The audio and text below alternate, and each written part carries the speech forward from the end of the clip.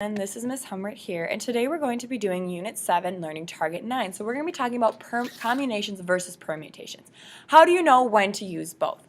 Well, remember that permutation formula. That was the total number of objects, and then you're going to do the number of objects that you are using. So recognize the difference. Combination has that extra r factorial. So when do you use both? Combinations, here's the biggest thing. The order is not important. So if the order doesn't matter, if you're just choosing groups of things, then you're going to use combinations. But if the order does matter, so maybe make a note to yourself that this one is if the order does matter, then you're going to use the permutation formula. Okay, so then what we're going to do today is we're just going to be doing a couple of word problems, and we're going to have to figure out, okay, does the order matter or does it matter? Doesn't it matter? And then we're going to pick the formula that we're going to use. So let's take a look at number 1. So a subway car has 8 empty seats. At one stop, people can enter the car and no one gets off. How many ways can people arrange themselves in the 8 empty seats? Whenever you see the word arrange, you know that it is a permutation. Arrange implies that there is some sort of order. Okay, so we're going to see how many total we have. Well, we have 8 total seats, and we're going to only be arranging 5 people in them. So for permutations, we do 8 factorial divided by 5 factorial. So then on this one, we know that everything from 5 on down is taken care of. Or I'm sorry, I completely did that one wrong. We need to do 8 minus 5 factorial. Good gosh, Miss Humber, get with the program. So we need to do 8 minus 5 factorial. So we do 8 factorial divided by 3 factorial. So everything from 3 on down is being taken care of. So what do we have left on top? We have 8 times 7 times 6 times 5 times 4. And it's going to stop at 4. So we're going to take and we're going to multiply all of those together. And then we get 6,720 different ways. So that's the number of different ways that you can do the permutation. Next, let's go ahead and let's take a look at this next one. It says a history test lists the names of 5 presidents, and each student is to choose the 2 between them to compare how many different painting pairings there are.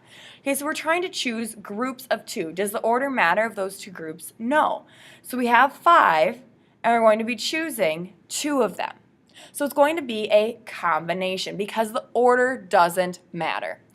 So we're going to do 5, choose 2. So on top, we're going to have 5 factorial.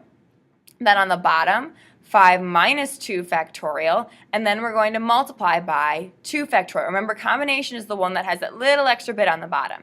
Then on the bottom, we have 3 factorial, 2 factorial. So 3 is our larger factorial. So on top, everything from 3 on down is going to be taken care of. Then we can get rid of that. So on top, I just have left 5 times 4. And then on the bottom, I have left 2 times 1. So 5 times 4 is 20, so we're multiplying to 20 and dividing by 2, and then we get 10 ways. All right, so there's 10 different ways that we can choose groups of 2. Next, let's go ahead and let's take a look at number 3. So for number 3, it says a survey asks people to rank. Okay, ranking, whenever you rank something, that implies an order. You're putting things in the order that you like them. Okay, they're supposed to rank their favorite 3 sports out of basketball, baseball, tennis, soccer, and football according to how much they enjoy watching each sport. How many possible responses are there? All right, well, let's take a look at this, okay? So we want to figure this out. So what we're going to do is we want to use a permutation. So we have 1, 2, 3, 4, 5 sports that we can choose from, but we're only going to put 3 into an order. So then we have 5 factorial, and then on the bottom we have 5 minus 2 factorial. Well, that's just going to end up being 3 factorial. So we have 5 factorial divided by 3 factorial. So everything from 3 on down is taken care of. So all I have left up top is 5 times 4. And 5 times 4 is going to give me 20. Oh, I'm sorry, this is 3. Good gracious. So this is 2. I subtracted a little early. So we have 5 minus 3 factorial on top, and then you have 5 factorial divided by 2 factorial, which is going to mean that everything from 2 on down is taken care of. So you have 5 times 4 times 3. Multiply all of those together, and you end up getting 60 ways. So there's 60 different ways you can order that. Sorry, I'm struggle busing through this today, you guys. All right, let's take a look at this next one. So there are 20 students in speech club. 3 of these students have been chosen to represent their school at a regional competition. How many different groups of 3 students can be chosen? So here's a key. Whenever you see the word groups, the word groups typically means a combination. So we have 20 total students to start off with, and we're going to be choosing 3 of those students. So on the top, we're going to have 20 factorial. Now remember, combinations is the one that has that extra piece on the bottom. So then we have 20 minus 3 factorial times 3 factorial. So then we're going to have 20 factorial divided by 17 factorial divided by 3 factorial. So everything from 17 on down is going to be taken care of by that factorial right there. So from the 20, we just have 19 or 20 times 19 times 18, because everything else from 17 on down has already been taken care of. Then we're going to divide by 3. So we're going to divide by factorial times 3 times 2 times 1. So let's go ahead and let's multiply out the top. So you're going to do 20 times 19 times 18. That's going to give you 6,840 different ways. Then on the bottom, we're going to divide by 3 times 2 times 1, which is 6. So now we're going to take and divide those. We're going to do 6,840, and we're going to divide that, and you're going to get 11,140 different ways. So that right there is your final answer for number 9. Or number 9. Why do I keep saying that? Number 4. Goodness me.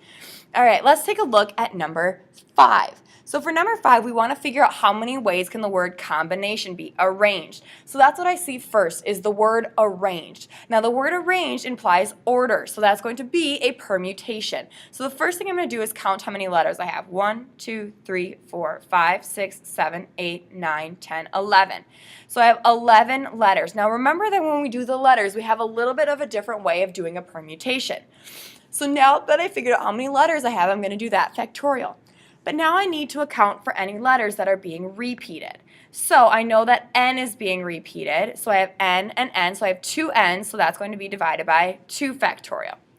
And then I have 2 i's, so I'm going to divide by another 2 factorial. So then everything from 2 on down in this 11 is taken care of. So I have 11 times 10 times 9 times 8 times 7 times 6 times 5 times 4 times 3. And then on the bottom, I have 2 times 1. So now I'm going to go ahead and I'm going to divide that out. So I'm going to multiply all of my top, and then I'm going to take whatever I get on top, and I'm going to divide it by 2. Well, when you do that, you get 9,979,200 different ways that you can arrange all of those letters, okay, in the word combination. Last but not least, let's take a look at this one. You're on spring break at Niagara Falls, and you want a picture with your friends. There are 9 of you, but only 5 fit in the photo. How many different ways can you line up for the photo? So to me, lining up implies that there's some sort of order. There's some sort of line that you need to go in. Okay, so when you're going in that line, that implies an order. Because if I'm the farthest left in one picture and then I'm the farthest right in the next picture, it's going to be a completely different picture. Okay, so let's go ahead and let's take a look. So we have 9 total friends, but we can only pick 5 of them to be in our photo. So then on top, we're going to have 9 factorial, and then on the bottom, we're going to have 9 minus 5 factorial. So then I have 9 factorial divided by 4 factorial. So everything from 4 on down is going to be taken care of. So I have 9 times 8 times 7 times 6 times 5 times, oops, not times 4, silly Miss Hummer, make that go away. Look at my 8, it's so sad. There we go, fix that 8 up. So then, now we can go ahead and multiply that out. 9 times 7, 8 times 7 times 6 times 5. Okay, so when you go ahead and you multiply that out, you end up getting 15,120 different ways that you can arrange that photo. So that concludes your note video today. Thank you for listening.